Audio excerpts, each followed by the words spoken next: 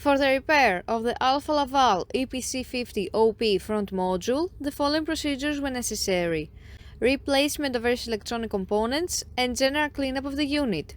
For testing, we add a 24-volt DC power supply. As soon as we turn it on, the unit reacts and the screen lights up.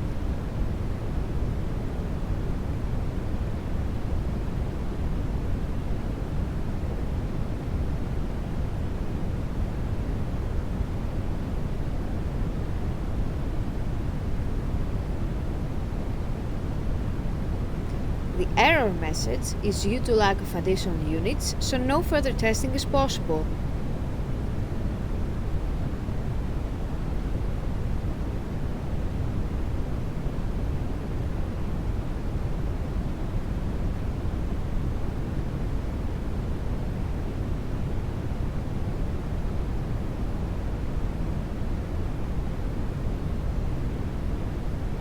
It is now clear that the front module is working successfully and is ready to be delivered to the customer.